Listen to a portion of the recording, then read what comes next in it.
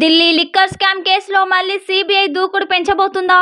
ఇప్పటికే ఈడీ నోటీసులకు స్పందించని నేతలపై ఇప్పుడు సీబీఐ ఫోకస్ పెట్టనుందా అంటే అవునని అంటున్నారు నిపుణులు. లోక్సభ ఎన్నికలకు ముందు తెలంగాణ మాజీ ముఖ్యమంత్రి కల్వకుంట్ల చంద్రశేఖరరావు తనయ ఎమ్మెల్సీ కవిత లిక్కర్ స్కామ్లో సౌత్ లాబీల్లో కీలకంగా వ్యవహరించారని ఈడీ, సీబీఐ ఛార్జిషీట్లో పేర్కొన్నాయి. ఈ క్రమంలో ఈడీ ఇప్పటికే కవితను 3 సార్లు విచారణ చేసింది. ఇక సీబీఐ 2 సార్లు కవిత ఇంటికి వచ్చి విచారణ చేసింది. మరోసారి పిలుస్తామని చెప్పినా ఇప్పటి వరకు పిలవలేదు. ఇక ఢిల్లీ లిక్కర్ స్కామ్లో కవితకు తాజాగా మళ్లీ నోటీసులు జారీ చేసింది.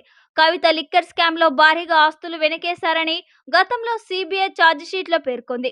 తర్వాత పట్టించుకోలేదు. తాజాగా నోటీసులు జారీ చేయడం చర్చనీయాంశమైంది. ఈడీ, సీబీఐ 2 వేర్వేరుగా కేసులు నమోదు చేసి ఈ స్కామ్పై విచారణ జరుపుతున్నాయి. తనను విచారణకు పిలవొద్దని కవిత ఈడీపై సుప్రీంకోర్టులో పిటిషన్ వేశారు.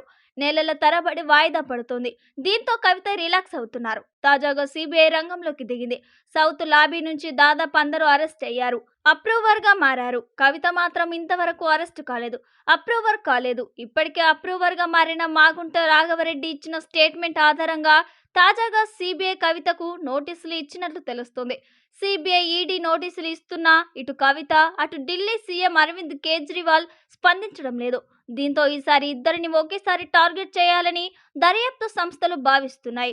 ఢిల్లీ సీఎంపై సీబీఐ స్కామ్, పాలసీ మార్పు, క్విడ్ ప్రోకో వంటి అంశాలపై కేసు నమోదు చేసింది. ఇందులో మాగుంట రాఘవరెడ్డి కీలక అంశాలు వెల్లడించారు. కేజ్రీవాల్కు ఆమ్ ఆద్మీ పార్టీకి డబ్బులు ఎలా ఇచ్చారని తెలిపారు. ఈ వ్యవహారంలో కవితే కీలకంగా వ్యవహరించారని పేర్కొన్నారు. దీంతో ఈ స్టేట్మెంట్ ఆధారంగా ఇటు కేజ్రీవాల్, అటు కవితను విచారణ చేస్తారని తెలుస్తుంది. కవిత భుజంపై తుపాకీ పెట్టి కేజ్రీవాల్ను షూట్ చేయడమే లక్ష్యంగా తాజా నోటీసులు అని ప్రచారం జరుగుతోంది. కవిత విచారణ తర్వాత కీలక పరిణామం చోటు చేసుకుంటుందని తెలుస్తోంది.